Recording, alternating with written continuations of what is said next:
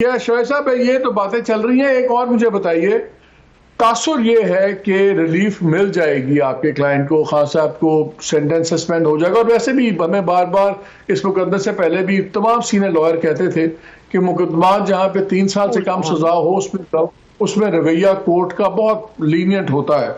तो वो तो इतनी सरप्राइजिंग नहीं होगी अगर ये पॉलिटिकली इतना डिवाइसिव केस ना होता। लेकिन एक बड़ी इंटरेस्टिंग डेवलपमेंट कल हुई है जिसमें बताया गया कि जो एटीसी कोर्ट है उसने इजाजत दे दी है एफआईए को भी कि इन्वेस्टिगेट तो वो कर ही रहे थे मे 9 के सिलसिले में, कि वो अरेस्ट भी कर सकते हैं खान साहब को। अब अगर इमरान खान को रिलीफ मिलती है इस मुकदमे में, सेंटेंस उनका सस्पेंड हो जाता है, तो क्या वो फौरी तौर पर उस केस में भी धरे जा सकते हैं?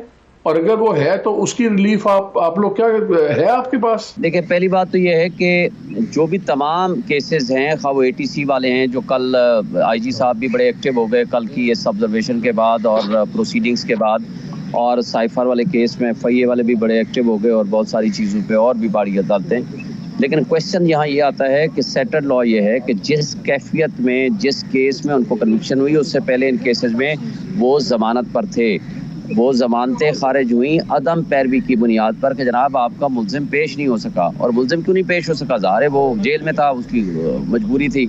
और इस सेटल लॉ ये है कि रिवर्स जब होता है तो सारी चीज़ें एज इट इज़ पुरानी पोजीशन पे वापस चली जाती हैं। और इस पे इस्लामाबाद हाई कोर्ट का भी आर्डर है और पहले के आर्डर्स भी मौजूद हैं। यानी आप जिस तारीख को ये कन्विक्शन हुई, ये कन्विक्शन अगर सस्पेंड होती है, सेंटेंस सस्पेंड होती है, तो जिस कैफियत में थे उनको प्रोटेक्टिव बेल दे दी जाती है। यानी जिन केसेस में वो ऑलरेडी बेल पे थे वो जाकर अप्लाई करें, हफ्ता दे दें, 4 दिन दे दें, 2 दिन दे दें, 2 हफ्ते दे दें कि जी जाकर अपनी बेल्स अप्लाई करें और उन बेल्स में अपने आप को सरेंडर करें before a competent court of law.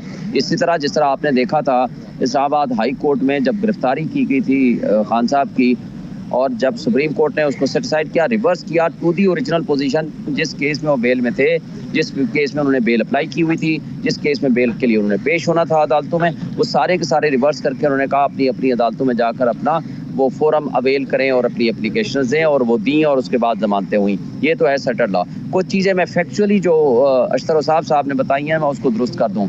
जो कहा गया ना कि गवाहान आए, वो गवाह थ्रू आउट रहे, इलेक्शन कमीशन के गवाहान और उसके ऊपर जिरा। पहली दफ़ा पहला चांस हमारे लिए जो रखा था वो 1 अगस्त का था, और 1 अगस्त को जो हमने क्वेश्चनर के जवाब दिए वो पूरी डिटेल के साथ दी। ये बात जो ये फरमा रहे हैं कि जी पॉलिटिकल मोटिवेटेड केस है, ये बात दुरुस्त नहीं है। मैं आपको उसका व्हाट्सएप कर देता हूँ। और उसके साथ एक क्वेश्चन पूछा जाता है कि क्या आप अपने डिफेंस में गवाह पेश करना चाहेंगे? हमने उसके आगे लिखा यस हम पेश करना चाहेंगे, हमने उस पर दस्तखत किए। और अगले दिन के लिए रखा गया 2 तारीख को आप अपने गवाहों की लिस्ट प्रोवाइड कीजिए। हमने 12 बजे लिस्ट प्रोवाइड कर दी। 1:30 बजे तक हमें कहा गया कि आप अपने गवाहान ले आइए। जब राब्ता किया हमारे वकील साहब ने हमारे उन गवाहान से, उन्होंने कहा जी हम तो कराची है या किसी और शहर में बैठा हुआ है। हमने जाकर राइटिंग में एप्लीकेशन दी जज साहब को कि जनाब हमारे गवाहों के लिए 2 दिन या मिनिमम 1 दिन भी दे दीजिए, हमें उससे कोई परवाह नहीं है, हम खुद पेश करेंगे, आप भी तलब ना करें, सम्मत भी ना करें। उन्होंने कहा कि नहीं ये तो रेलिवेंट ही नहीं है। फिर 3 तारीख को ये केस पेंडिंग था before the Islamabad high court, और 2 को सुप्रीम कोर्ट ये फैसला दे चुकी है। अच्छा एक बात और भी बताऊं, ये पहला केस नहीं है इसी केस के ऊपर, ये फर्स्ट राउंड नहीं है। पहले सुप्रीम कोर्ट इस पे फैसला दे चुकी है, याया अफरीदी साहब की आई थिंक उनकी सरबराही थी, उस पे उन्होंने इस्लामाबाद हाई कोर्ट को पाबंद किया कि आपने 2 दफ़ा रिमांड कर चुके हैं उसी जज को कि मेंटेनेबिलिटी और साथ आप लिमिटेशन ऑथराइज्ड पर्सन, ये क्वेश्चंस ऑफ लॉ हैं कि क्या ये मेंटेनेबल केस है, जुरिस्डिक्शन है, अदालत को नहीं है, आप खुद इसको डिसाइड करें। यानी 2 दफ़ा मैं बहुत ज्यादा टेक्निकल नहीं होना चाह रहा, लोग कंफ्यूज हो जाएंगे, लेकिन आप ये कह रहे हैं कि बायस बड़ा क्लियर है। आपको तो बल्कि फायदा नहीं होगा, जितनी अगर इस तरह प्रोसीजर गलतियां हुई हैं इसी बेसिस पे आपको रिलीफ मिल जाएगी। आपके लिए तो अच्छा नहीं हुआ, जो उनकी ज्यादा तेजियां थी जज साहब की, वो तो आपके फायदे में जा रही हैं।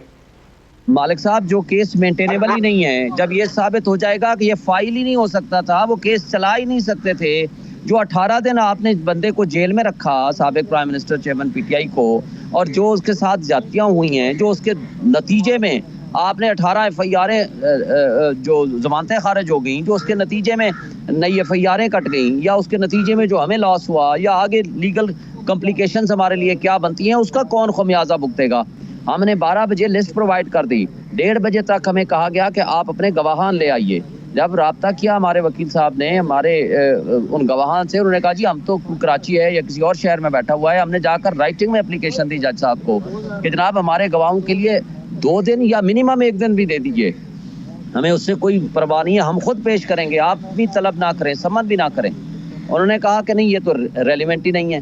پھر 3 تاریخ کو یہ کیس پینڈنگ تھا بفور دی اسلام آباد ہائی کورٹ، اور 2 کو سپریم کورٹ یہ فیصلہ دے چکی ہے۔ اچھا ایک بات اور بھی بتاؤں، یہ پہلا کیس نہیں ہے اسی کیس کے اوپر، یہ فرسٹ راؤنڈ نہیں ہے، پہلے سپریم کورٹ اس پہ فیصلہ دے چکی ہے۔ یحییٰ آفریدی صاحب کی آئی تھنک ان کی سربراہی تھی، اس پہ انہوں نے اسلام آباد ہائی کورٹ کو پابند کیا کہ آپ نے 2 دفعہ ریمانڈ کر چکے ہیں اسی جج کو کہ مینٹینیبلٹی اور ساتھ آپ لمیٹیشن آتھورائزڈ پرسن، یہ کوسچنز آف لا ہیں کہ کیا یہ مینٹینیبل کیس ہے، جورسڈکشن ہے عدالت کو نہیں ہے، آپ خود اس کو ڈیسائیڈ کریں۔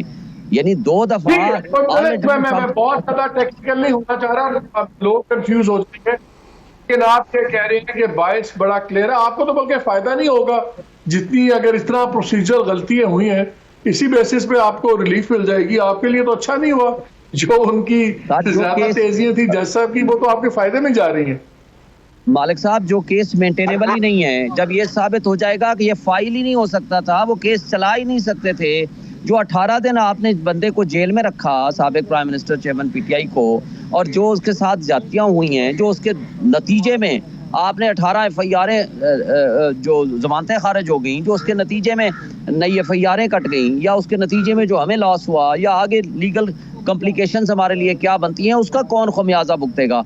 شعیب شاہین صاحب یہ بتائیں، ہر چیز اس ملک میں سپریم کورٹ میں جاتی ہے سوائے عام آدمی کے مقدمے، وہ سالہ سال انتظار ہم کرتے ہیں، بٹ ہیونگ سیڈ دیٹ یہ کیس بڑا سینسٹیو کیس ہے۔ کیا آپ کے خیال میں اس میں بڑا بینچ ہونا چاہیے؟ بنے گا تو صحیح کہ اب اس میں بھی ہم 3 ممبر بینچ ہی دیکھیں گے، چیف جسٹس صاحب اور وہ 2 جو ججز ہوتے ہیں، پھر دوسری سائڈ کہے گی دیکھیں پھر اپنا بینچ بنا دیا۔ یہ بڑا سیریس ایشو ہے یہ والا صدر والا اور الیکشن کمیشن والا۔ آپ کے خیال میں اس پہ فل کورٹ بننا چاہیے؟ دیکھیں سر، ہم جس کو چاہیں سیریس بنا دیں، یہ آلریڈی ڈیسائیڈڈ کیس ہے کانسٹیٹیوشن کے اندر۔ پہلی بات ہے سلمان اکرم راج صاحب نے آپ کو بڑی تفصیل کے ساتھ بتا دیا، اس میں موجود ہے یہ ایشو آلریڈی 2 فیصلوں میں ڈیسائیڈ ہو چکا ہے۔ پھر اس ڈیسیژن کے ساتھ الیکشن کمیشن آف پاکستان نے خود لکھ کے دیا ہے کہ پریزیڈنٹ کو یہ پاور نہیں ہے، کیونکہ یہ اسمبلی ڈیزالو کی تھی گورنر کے پی نے۔ وہی الفاظ ہیں جو اس میں ہیں، نیشنل اسمبلی کے لیے پریزیڈنٹ کی پاورز ہیں، اور کے پی کے لیے یا کسی بھی پروونشل اسمبلی کے لیے وہ گورنر کی پاورز تھی۔ یہ ان کا الیکشن کمیشن کا اپنا پوائنٹ آف ویو تھا، جس کو انٹرپریٹ کر کے بڑی ڈیٹیل ریزننگ کے ساتھ سپریم کورٹ نے طے کر دیا ہے۔ اس لیے ان کا یہ جو لیٹر ہے نہ صرف آئین کی خلاف ورزی ہے، دوسری طرف یہ توہین عدالت ہے کہ کس طرح election commission of Pakistan election کے علاوہ